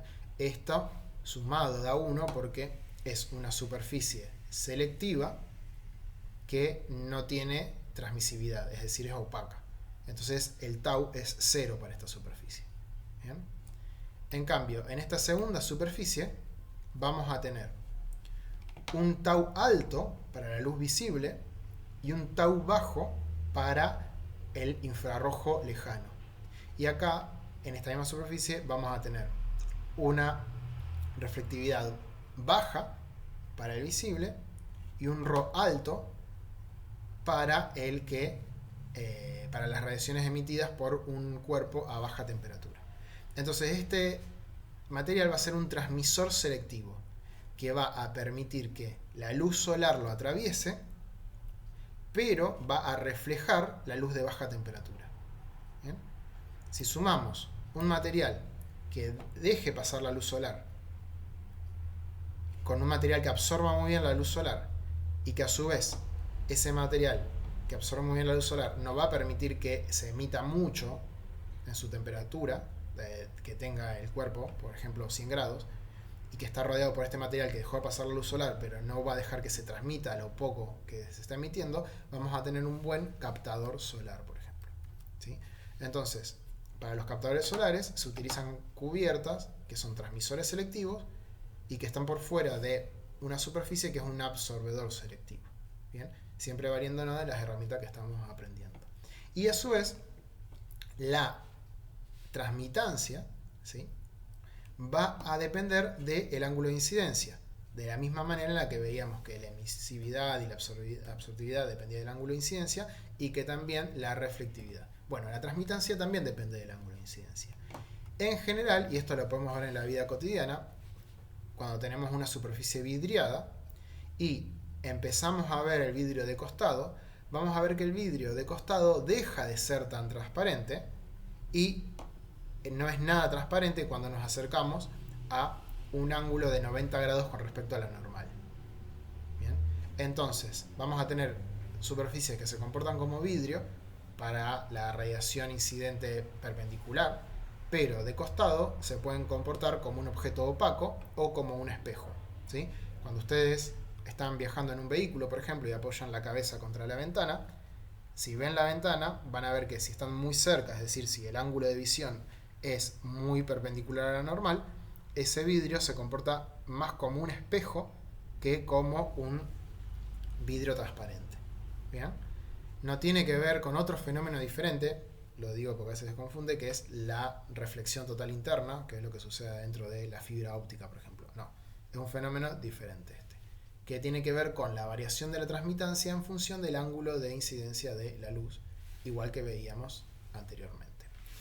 En la vida real, los materiales no tienen una curva tan linda, ni tan recta como vemos acá, ni tan curva como veíamos antes. Por ejemplo, estas son curvas de distintos cristales que tienen distintos agregados de óxido de hierro, para que tengan, o para que sean lo más transparente posible a la luz visible. Fíjense que acá está graficada el espectro visible entre 0,4 y 0,7 micrómetros, un poco de ultravioleta y también transparentes en el infrarrojo cercano, es decir, incluyen todo el rango en el cual emite el sol, pero son opacos, bien, no transmiten, no son transparentes en el infrarrojo lejano, que es la temperatura a la cual emite, por ejemplo, el agua que esté a 80 grados. Entonces van a permitir que entre la luz solar, pero no van a permitir que se escape el calor a través de ellos, por radiación al menos. ¿Bien? Y acá vemos cómo van variando las curvas con diferentes espesores y con diferentes concentraciones de óxido de hierro. A su vez, en la vida real también, lo que va a suceder es que cuando tenemos combinaciones de superficies, van a haber reflexiones internas. Entonces, los primeros rayos de luz van a sufrir o van a estar afectados por el componente tau para este sistema.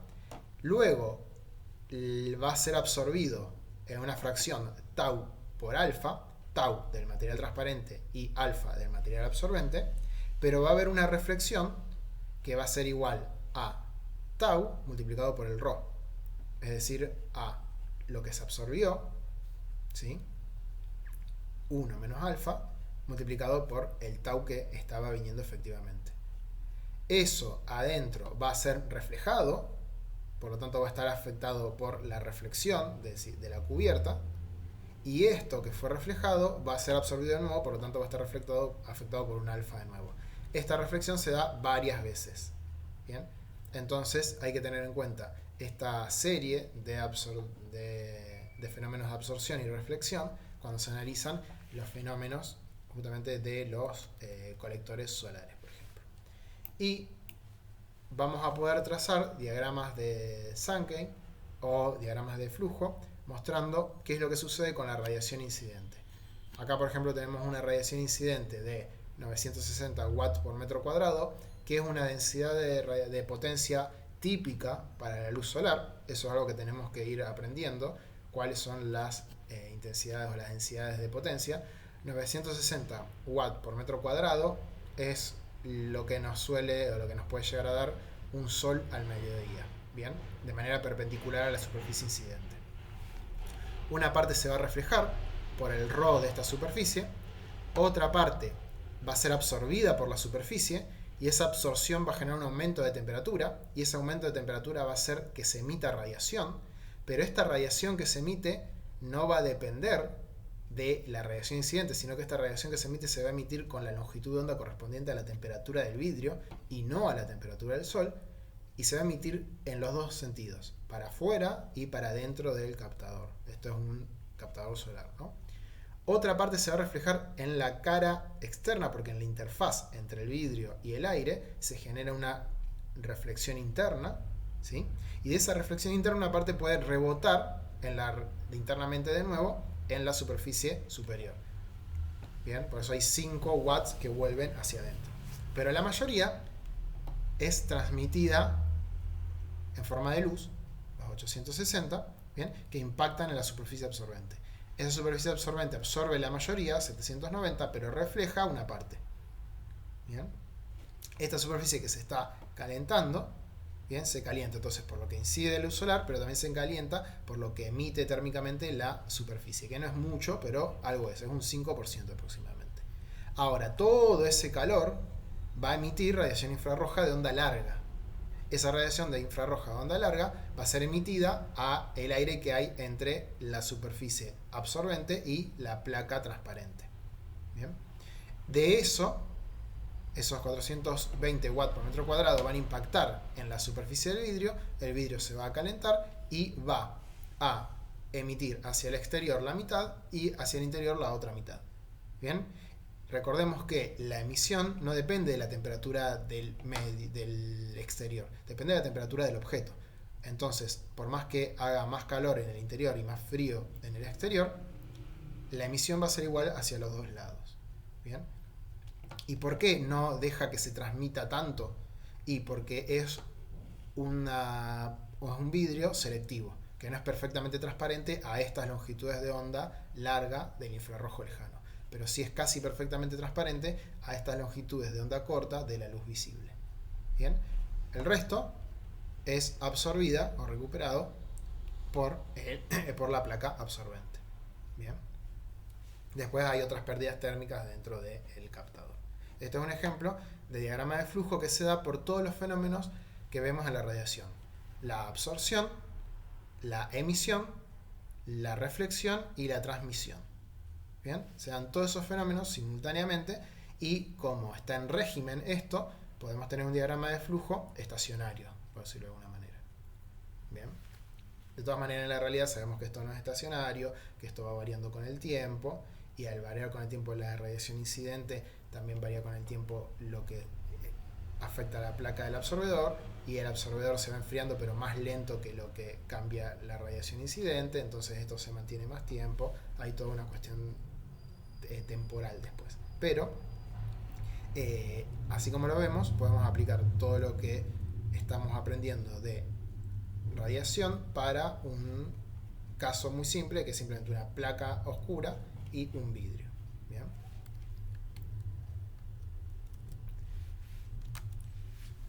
Cuando nosotros estemos hablando entonces de superficies, ¿sí?, vamos a tener en algún momento casos en los cuales una superficie está enfrentando a otra. Por ejemplo, acá lo que vemos es una superficie de un objeto que está en el interior o en una cavidad. ¿Bien? Algo que nosotros vamos a tener que entender es que las dos superficies están emitiendo y que las dos superficies van a tener diferentes áreas, diferentes emisividades y en principio podrían tener diferentes temperaturas. ¿Bien? Ahora, si el balance entre la energía absorbida y la emitida fuera diferente de cero, dos objetos que parten de la misma temperatura, ¿sí?, podrían terminar con temperaturas diferentes. ¿Bien? Es decir, podríamos disminuir la entropía, violar la segunda ley de la termodinámica, si se pudiera dar este caso. En realidad, lo que termina pasando es que estos objetos terminan en equilibrio térmico. ¿Bien? Van a quedar en equilibrio térmico porque lo que emita la superficie o la cavidad tiene que ser lo mismo que lo que absorbe el objeto que está en el centro. ¿Bien? La tasa neta de calor, por eso, entre ambos cuerpos tiene que ser cero al final. ¿Bien? Y para que sea cero y que lo que absorbe y lo que emita sea lo mismo, para la temperatura a la que están estos cuerpos, ¿sí?, vamos a tener una emisividad y una absortividad afectando a la tasa de energía que está siendo transmitida. Para que esto sea cero y que la temperatura sea la misma, como la superficie expuesta es la misma para este objeto en particular, la emisividad y la absortividad tienen que ser equivalentes. ¿Bien? Por eso nosotros siempre dijimos que un objeto que absorbe mucho también puede emitir mucho. ¿Bien? Si la emisividad y la absortividad fueran diferentes, nosotros podríamos tener un objeto que, por ejemplo, absorbiera mucha radiación pero emitiera muy poca, y por lo tanto estaría absorbiendo energía y aumentaría su temperatura simplemente por existir dentro de un medio. En ese caso, no sería coherente con la segunda ley de la termodinámica, por ejemplo. ¿Bien? Para poder salvar eso, entendemos que la emisividad y la absortividad son iguales, ¿sí?, y termina cumpliéndose. Porque la emisión y la absorción son en realidad el mismo fenómeno, nada más que visto o de lados opuestos o en sentidos temporales opuestos, pero son exactamente el mismo fenómeno. Los fenómenos que permiten que los electrones de un medio absorban energía son los mismos que van a permitir que ese electrón después la emita, porque en ese sentido las leyes de emisión y absorción son simétricas. ¿Bien? Y por eso terminan teniendo el mismo valor. Podemos interpretar que tiene el mismo valor para cumplir con la segunda ley de la termodinámica, o podemos interpretar que tiene el mismo valor para cumplir con una simetría temporal, por decirlo de alguna manera. Pero lo importante acá es recordar que la emisividad y la absortividad van a ser iguales para una determinada longitud de onda. ¿Bien? Acá tenemos entonces el caso del vidrio, que ya hemos visto, de nuevo una curva más realista, en la cual el vidrio va a tener un comportamiento diferente de acuerdo a las longitudes de onda.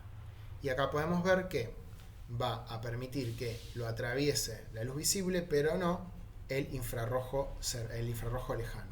¿Bien? Y también disminuye rápidamente lo que deja pasar de ultravioleta. ¿Bien? El vidrio no deja pasar, por ejemplo, las longitudes ultravioleta de menor longitud de onda, o sea, de mayor energía. Por lo que estar expuesto al sol a través de un vidrio broncea poco y es menos peligroso que estar expuesto al sol a través de un plástico, por ejemplo. Bien. El vidrio nos protege bastante bien, sobre todo si es tirando a grueso, de la radiación ultravioleta.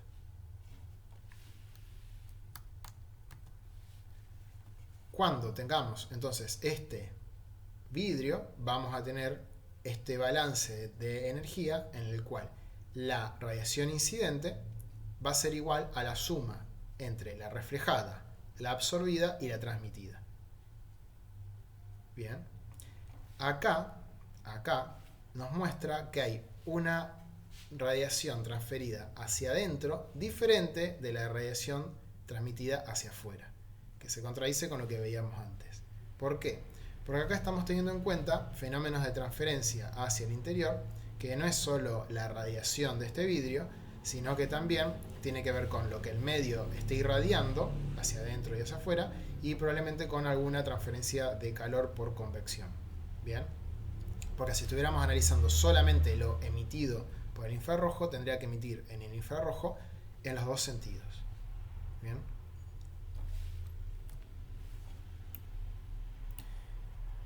Después, también tenemos que tener en cuenta que las superficies no siempre están perpendiculares entre sí para absorber la radiación incidente. Por ejemplo, si tenemos esta fuente puntual va a irradiar muy bien la superficie 3 porque absorbe radiación que incide casi perpendicularmente, pero la superficie 2 claramente no va a estar absorbiendo nada. Por lo tanto, podemos interpretar que si tenemos el ángulo normal a la superficie y es coincidente, ¿sí?, podemos incluir un coseno, por ejemplo, para afectar eso, y cuando el ángulo entre la normal y la radiación es 0, el coseno nos dé 1 y incida perfectamente, pero cuando sean perpendiculares, el coseno nos dé 0 y no nos deja absorber nada de radiación. ¿Bien?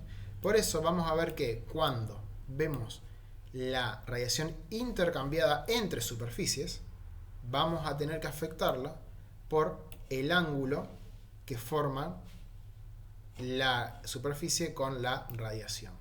¿Sí? A esto nosotros lo vamos a llamar factor de visión. ¿Sí? Este factor de visión lo que nos va a permitir es usar este tipo de ecuaciones, pero sin tener que resolver las integrales, ¿bien?, que nos están marcando cuánta de esta irradiación es emitida en esta fracción de ángulo sólido y que impacta realmente a esta área, y cuánto de esta área absorbe la radiación emitida. ¿Bien? Por eso tenemos una integral que está que barre toda la superficie 1, porque este diferencial de superficie es solamente justamente un diferencial de superficie. Tenemos que barrer todos los diferenciales de superficie para saber cómo afecta la totalidad de la superficie. ¿Bien? Y después tenemos que barrer todos los diferenciales de la superficie 2 para ver cada uno de este pequeño diferencial de superficie cómo afecta a cada uno de los diferenciales de superficie de la superficie 2. Por eso es una integral doble. Si nosotros fuéramos más estrictos, el coseno, este coseno 1 y este coseno 2, también son variables, porque si no es tan grande el radio r, o esta distancia r, este ángulo varía considerablemente. Entonces también va variando mucho el coseno 1 y el coseno 2. Cuanto más cerca estén, más variables son los cosenos. ¿Bien? Entonces es un poco más complicada de calcular la superficie. Bien. En este caso tenemos el F, que es la fracción de radiación que sale de la superficie 1, ¿bien? E impacta a la 2. Y por otro lado tenemos F, que es F21, que es lo que sale de la 2 e impacta a la 1. Tenemos que imaginarnos que acá siempre hay una flecha que va de 1 a 2. Bien. El factor F, entonces le vamos a llamar factor de visión. Nos tenemos que quedar tranquilos porque no vamos a estar calculando la integral doble de cada una de las combinaciones de superficies, porque aparte si son irregulares o no son tan fáciles su geometría sería muy difícil de calcular, sino que generalmente vamos a estar usando tablas. ¿Bien? Entonces vamos a tener distintos factores de emisión, factor de visión para distintas superficies. Por ejemplo, si son dos superficies planas, paralelas, ¿sí? Vamos a tener un factor de visión bastante alto, que va a depender de las dimensiones de esa superficie. ¿Bien? Las dimensiones X, Y y la distancia L que hay entre ellas. Entonces tenemos acá el factor de visión y cómo calcularlo. ¿Sí? Es diferente para discos paralelos, ¿sí? Y para placas que tenemos acá. ¿Bien? También va a ser diferente para un sistema de placas, por ejemplo, en ángulo. Bien. Estas geometrías no barren todas las geometrías posibles, pero por ejemplo, si tenemos dos placas que están formando un ángulo, podríamos ver cuál es el factor de... Por ejemplo, tenemos una placa que es una parte parcial de este segmento y otra placa que es una parte parcial de este segmento, y bueno, podríamos ver cuál es el factor de visión de dos placas grandes que los incluyan y restarle el factor de visión de dos placas pequeñas, ¿sí? Para saber cuál es el efecto solo de una parte, un segmento de estas dos líneas. Bien. Y así como podemos calcularlo, también podemos directamente averiguarlo geométricamente con las tablas. Bien. Estas tablas de factor de visión, de nuevo, nos están ahorrando tener que hacer más cuentas, ¿sí? Simplemente tenemos la razón entre la distancia que los separan y cada uno de los lados de estas placas, L1 y L2. ¿Bien? Para L2 tenemos el eje X y para L1 es cada una de estas curvas, y de ahí vamos sacando el factor de visión. Tenemos que ver que el factor de visión es siempre un factor menor a 1 y va a tender a 1 cuando estas placas sean muy grandes. Cuando estas placas sean muy grandes, la razón L1 sobre D tiende a infinito y la razón L2 sobre D también tiende a infinito. Entonces el factor de visión tiende a 1. ¿Bien? Es parecido a cuando se hacían ejercicios de interacción eléctrica entre placas muy grandes de capacitores, por ejemplo, que tiende a 1 y los campos adentro son uniformes. ¿Bien? Después vamos a ver algunos conceptos o nombres que le vamos a poner a combinaciones de cosas que ya estuvimos viendo. Por ejemplo, vamos a tener algo que se llama irradiación o G, que lo vamos a ver muchas veces, sobre todo cuando se habla de energía solar, se ve mucho la palabra irradiación o la palabra G, que es la cantidad es la potencia por metro cuadrado que está recibiendo esta superficie, y como esta superficie va a reflejar una fracción de esa irradiación, pero también va a emitir algo por la propia temperatura del cuerpo, vamos a tener otro tipo de radiación, otro tipo de nombre, que va a ser la radiosidad. La radiosidad entonces va a depender de la suma de la radiación reflejada y la radiación emitida. Por ejemplo, si esto fuera el Sol irradiando esta superficie, vamos a tener una radiación reflejada de onda corta, de luz visible probablemente, y de infrarrojo cercano, y también vamos a tener una emisión por la misma temperatura de esto. Supongamos que es una chapa que está a 70 grados. Bueno, algo va a emitir en el infrarrojo lejano, pero va a emitir algo, y la sumatoria entre lo que refleja de radiación y lo que emite por su propia temperatura lo vamos a llamar radiosidad J. Podemos ver acá que estamos a la emisión por la superficie, la estamos afectando por la emisividad epsilon, perdón, de la superficie en sí, y a lo reflejado por la reflectancia ρ de la superficie en sí. ¿Bien? Y que a esta reflectancia también la podemos expresar como 1 menos epsilon. ¿Por qué la podemos expresar a ρ como 1 menos epsilon? Porque estamos asumiendo que tau es 0. Es decir, que este objeto es un objeto opaco, que no permite que se transmita nada acá adentro. Si este objeto no fuese opaco, tendría que ser 1 menos epsilon menos tau. ¿Bien? Pero en este caso, y en la mayor parte de los casos, van a ser objetos opacos. Por eso simplemente se lo expresa como 1 menos epsilon sub i, que es el de la superficie. Y acá, bueno, vamos a poder expresar esta transferencia de calor, ¿bien?, como un balance térmico, básicamente entre la radiación que sale en total, por eso tenemos la radiosidad J, porque es lo emitido más lo reflejado, menos la radiación que incide G, que es la radiación o la irradiación en realidad que recibía totalmente desde el entorno. ¿Bien? Y lo afectamos por la superficie para poder obtener la potencia. ¿Bien? Por eso acá tenemos un Q punto, porque esto ya es potencia. ¿Sí? Recién ahora estamos hablando de potencia. Antes estuvimos hablando siempre de potencia por metro cuadrado de superficie expuesta. ¿Bien? Podemos expresar también esa potencia, ¿sí?, desglosando G, ¿bien?, y expresándolo según lo que habíamos visto antes, despejando G de acá. ¿Bien? Y entonces podemos expresar este Q punto olvidándonos de G y solamente hablando de la energía emitida por la superficie, ¿sí?, de las características del material y de la radiosidad. ¿Bien? Esto es si nosotros no tenemos el valor de G, de la irradiación, perdón. Tenemos solamente lo que está sucediendo con el material en ese momento. ¿Bien? Y parecido a lo que sucedía antes con la ley de Ohm, todo esto que tenemos acá lo podemos interpretar al recíproco como una resistencia. Así como está, no es una resistencia, sería más parecido a una conductividad, pero esto pasa dividiendo y lo podemos interpretar como una resistencia, ¿bien?, a que se transmita el calor, ¿bien?, al flujo térmico.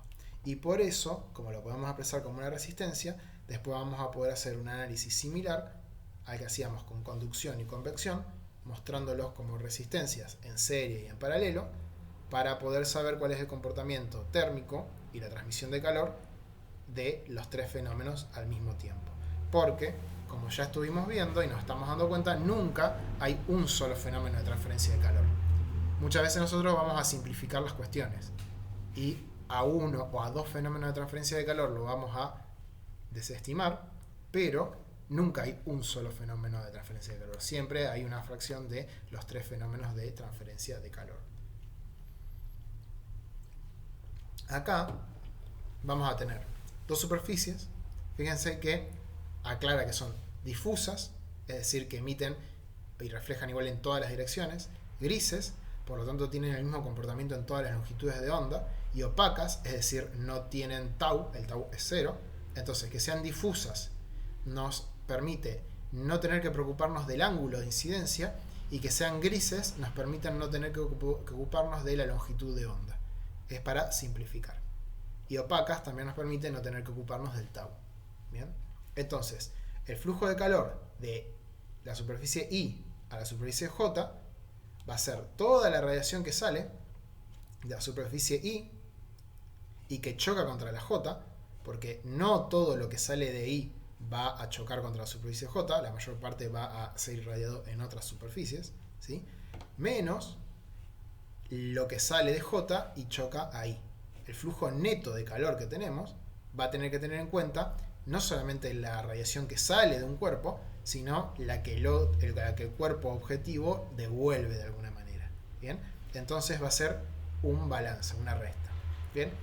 Entre la radiosidad de I menos la radiosidad de J. Recordemos que la radiosidad incluía la energía reflejada más la energía emitida, es decir, todas las longitudes de onda que salen de esta superficie.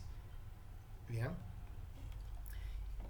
Y cómo podemos expresar o podemos decir que la superficie por el factor de división son iguales, acá, ¿sí? Vamos a tener que el flujo neto que tenemos de calor de I a J va a ser igual a la superficie I por el factor de división entre I y J, no al revés, por la resta de las radiosidades, si tuviéramos el dato de la radiosidad. ¿Bien? Y luego expresar también eso como una resistencia. ¿Bien? Como la resistencia total para que la radiación llegue de la superficie I a la superficie J.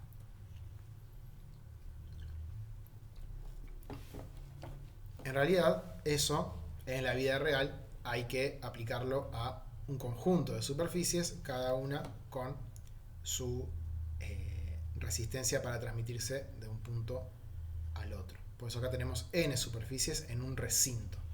¿Bien? Tenemos superficie I, el calor que llega a la superficie, el calor que sale de la superficie, que está afectada por la radiosidad de la superficie I, y luego tenemos toda una serie de resistencias que tienen que ver con el factor de división con cada una de las otras superficies hasta la superficie n, y que habría que afectar la radiosidad de la superficie n por la resistencia, y esa resistencia depende del factor de división entre I y 1, entre I y 2 o entre I y n. ¿Bien? No, generalmente los trabajos y los ejercicios que vamos a hacer no son tan tediosos de tantas superficies, sino que van por otro lado. ¿Bien? Entonces, de nuevo, vamos a tener estas relaciones para geometrías definidas y geometrías útiles en general. Esto es un ejemplo arbitrario prácticamente, porque es un cuerpo dentro de otro, entonces podemos ver que el factor de división es 1, ¿sí? Y que esta superficie es muy pequeña comparada con la superficie interna de la oquedad. ¿Bien? Entonces solamente tenemos un balance térmico que depende de las temperaturas, de la diferencia de temperatura que hay. ¿Sí? Si lo dejáramos en el tiempo y no hubiera una fuente térmica, estas temperaturas tienen que equilibrarse, como vimos anteriormente. ¿Bien? Después tenemos el caso para superficies paralelas y para cilindros concéntricos, que van a ser muy útiles cuando estemos viendo generalmente o intercambiadores o conducción de fluidos con una cierta temperatura. Bien. Un caso particular tiene que ver con los gases, ¿sí? Por ahora siempre estuvimos hablando de objetos sólidos opacos, ¿sí? Pero los gases suelen comportarse como objetos totalmente transparentes, ¿sí? Para longitudes de onda a las que estamos nosotros acostumbrados. Suelen ser opacos para longitudes de ondas mucho menores, ¿sí? Y en algunos casos de la atmósfera, acá no lo dice, si están ionizados pueden reflejar la radiación, ¿sí? Esos son algunos casos particulares que tienen que ver muchas veces con fenómenos atmosféricos. Bien, vamos a tener, en el caso de gases, o también podría darse el caso de un líquido como el agua, en el cual lo que se absorba va a depender de la longitud de la trayectoria de la luz, porque cada capa se puede analizar como un diferencial, con un espesor diferencial, que es parcialmente transparente. ¿Bien? Entonces el parcialmente transparente va a absorber una fracción y va a transmitir otra. ¿Bien?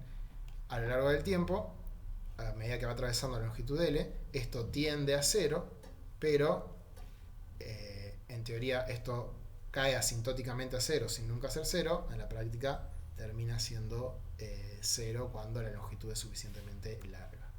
Bien.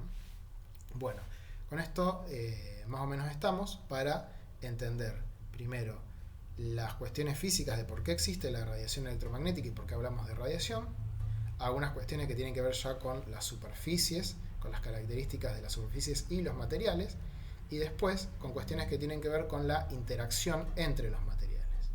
Bien, en los ejercicios nosotros nos vamos a encontrar muchas veces con superficies que van a tener una geometría que podemos simplificar, y la mayor parte de las veces vamos a tener que analizar qué es lo que pasa con el factor de visión entre dos objetos y la temperatura entre dos objetos, ¿sí? Y muchas veces vamos a ver que para temperaturas relativamente bajas, como la radiación depende de la temperatura a la 4, la participación de la transmisión por radiación va a ser despreciable. Y en otros casos, la mayor parte de la transmisión va a ser por radiación y va a ser despreciable la conducción o la convección, por ejemplo. Bien. Eso es algo que tenemos que tener presente cuando encaremos cada uno de los ejercicios de radiación.